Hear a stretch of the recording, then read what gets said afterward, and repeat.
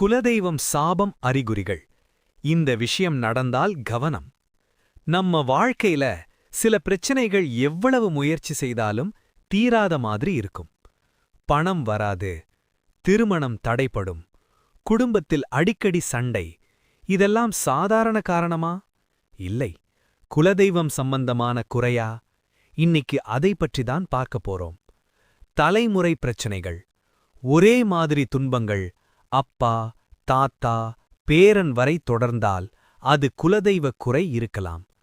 காரணமே தெரியாத தடைகள், வேலை கிடைக்காது, தொழில் நஷ்டம், முயற்சி செய்தால் கடைசி நேரத்தில் தோல்வி. இது குலதெய்வ நினைவு இல்லாமை காரணமாக இருக்கலாம்.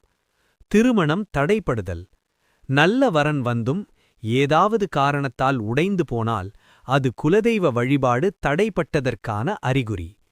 அடிக்கடி உடல்நலம் குன்றுதல், மருந்து எடுத்தாலும் திரும்ப திரும்ப வரும் நோய்கள், குறிப்பாக குழந்தைகளுக்கு இருந்தால் கவனிக்க வேண்டும்.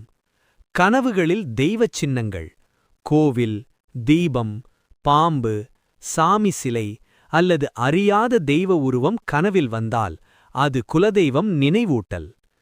குலதெய்வம் சாபம் என்பது பயம் தரும் விஷயம் இல்லை, நம்மை திரும்ப அழைக்கும் ஒரு எச்சரிக்கை மட்டுமே. வருடத்தில் ஒரு முறை குலதெய்வக் கோவிலுக்குச் சென்று மனதார வேண்டிக் கொண்டால் பல தடைகள் தானாக விலகும்.